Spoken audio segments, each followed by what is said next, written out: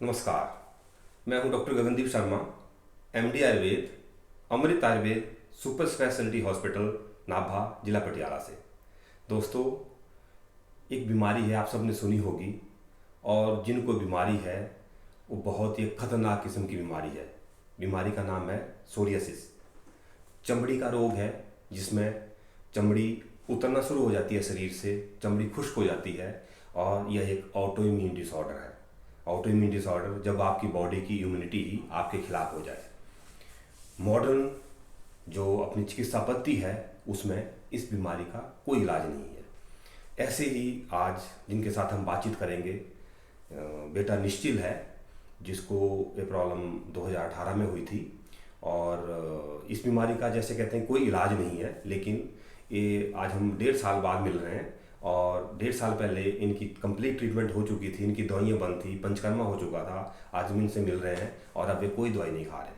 तो ये निश्चिल जी हैं, और निश्चिल जी के साथ इनके पिताजी राम भजन जी हैं। मैं दोनों का स्वागत करता हूं। राम भजन जी नमस्कार। तो राम भजन जी, मैं आपसे बात करना चाहूँगा, एक जो सोरियासिस बीमारी थी इनको और डायग्नोज हुआ, तो पूरी आप हिस्ट्री बताएंगे, कैसे कैसे हुआ था, कब शुरू हुई थी इनको? नमस्कार। राम भजन 2018 में जनवरी का महीना था, तो इनकी थोड़ी सी फिंसियाँ वगैरह निकलना बॉडी में शुरू हो गया। तो बाज़ार से, मेडिकल स्टोर से दवाई लिए और मलहम वगैरह स्किन का नाभा में एक डॉक्टर ने स्किन का टैबलेट दिया और ट्यूब दिया, लगाया, कोई फ़र्क नहीं पड़ा।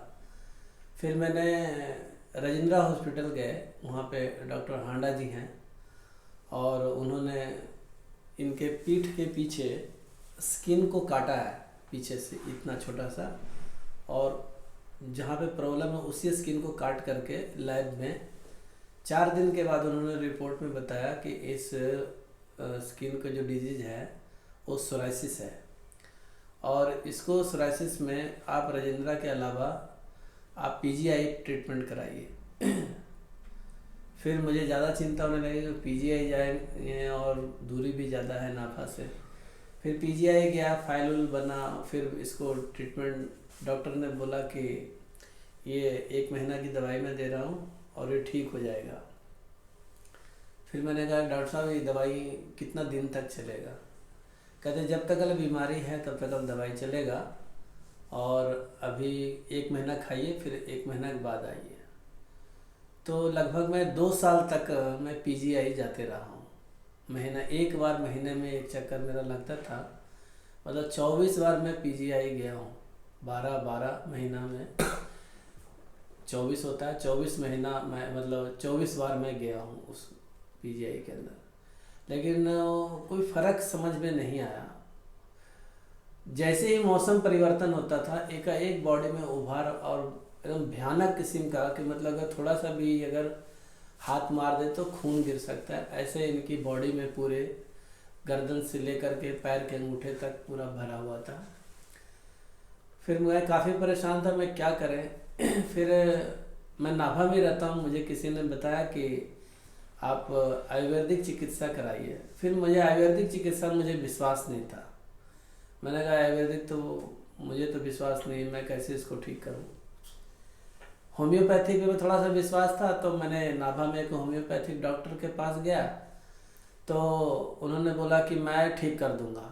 फिर मैंने उनसे एक ही प्रश्न किया कि डॉक्टर साहब ठीक हो जाएंगे? कहते हैं कि आदमी का एक्सीडेंट अगर एक बार हो जाए तो क्या दोबारा एक्सीडेंट नहीं हो सकता है क्या? फिर मुझे थोड़ा सा डाउट लगा कि ये गड़बड़ है। फिर मुझे वहाँ से भी विश्वास टूट गया कि नहीं, होम्योपैथिक दवाई लिया पर इनको मैंने खिलाया नहीं बच्चे को। 1 हफ्ता निकल गया। 1 हफ्ता के बाद डॉक्टर साहब से संपर्क हुआ, डॉक्टर साहब को सारी स्थिति देखा, तो पूरे कपड़े उतार करके इन्होंने पूरा बॉडी को देखा। तो डॉक्टर साहब भी थोड़ा सा लगा कि ठीक तो कर देंगे लेकिन टाइम लगेगा थोड़ा, लेकिन बच्चे को हौसला इतना था कि इनको बोला गया कि देखो बेटा, जो भी मैं दवाई दूंगा आप खाते रहो, इसके लिए आप परेशान मत होना। तो उस समय मुझे लगता है कि अभी 2022 चल रहा है, 22 अभी 10th में है, अब 5वीं क्लास में ये उस समय था, अभी 2018 की बात है। और ट्यूब था, कुछ पीने वाले सिरप भी थे, और कड़वी से कड़वी दवाई उन्होंने पिया, टैबलेट्स भी खाए। खाने के बाद वो ठीक हो जाता था और हो भी जाता था थोड़ा, लेकिन कम हो गया। लेकिन मालिश कुछ ऐसे, इनके पास तेल है एक बहुत अच्छा केरला से, उन्होंने मालिश किया। मालिश से उसको एकदम 1 हफ्ते के अंदर मुझे लगा कि बेटा मेरा ठीक हो गया। फिर इन्होंने बोला डॉक्टर साहब ने कि इनको हम नवंबर महीने में, जब सर्दी और गर्मी के बीच में थोड़ा सा ठंडापन रहेगा, तब इनको हम पंचकर्मा, उसमें विरेचन होता है, वो हम करेंगे। उस पे इसको हम करेंगे, थोड़ा सा इनकी आयु भी हो जाएगी और थोड़ा मौसम भी ठीक हो जाएगा। फिर मैंने कहा चलो एक भी रिस्क लेते हैं।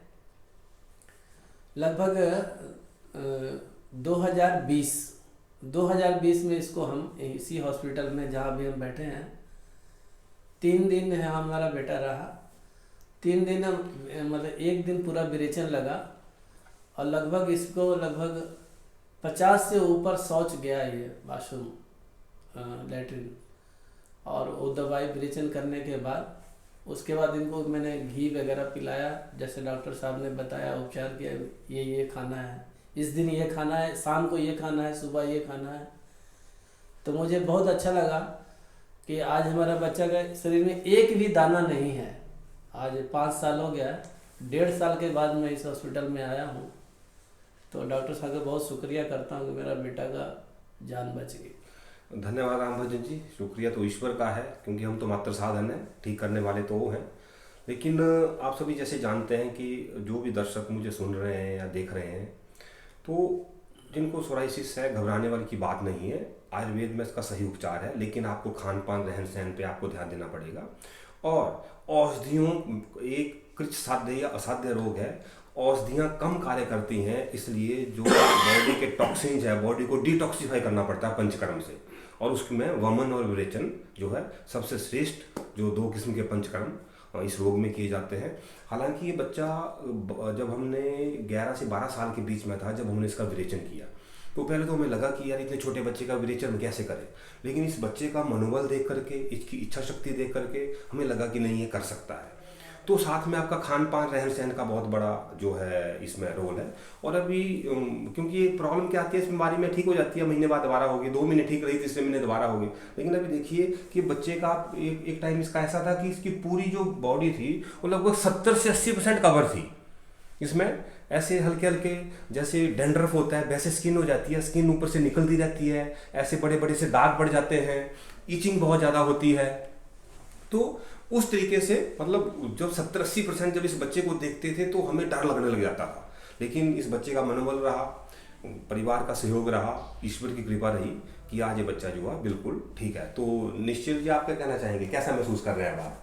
पहले क्या क्या क्या लगता था आपको जब ये बीमारी थी? जब बीमारी थी तब बहुत बुरा लगता था, स्कूल जाने का मन भी नहीं करता था, लगता था कि ठीक कैसे होऊंगा। फिर आपने मुझे बचा लिया। चलो, बचाने वाला तो ईश्वर है। तो निश्चित जी, बड़ी दिक्कत आती है। जैसे जब आपको दिक्कत होती है, आप लोगों से मिलते हो, तो लोगों को लगता है कि बीमारी कहीं मुझे ना हो जाए। हालांकि ये फैलने वाली बीमारी नहीं है। जो भी मुझे सुन रहे हैं, मैं ये क्लियर कर देना चाहता हूँ कि ये बीमारी दूसरे से नहीं फैलती है, लेकिन देखने वाले को ऐसा लगता है कि ये बीमारी कहीं मुझे ना हो जाए।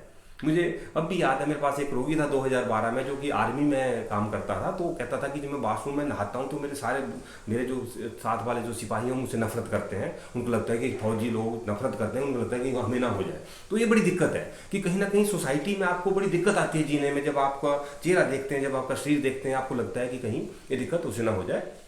तो मैं जो भी मुझे सुन रहे हैं, देख रहे हैं, मैं सबसे निवेदन करना चाहूँगा, आयुर्वेद एक बहुत अच्छी चिकित्सा पद्धति है और इस बीमारी का इलाज 100% आयुर्वेद में है।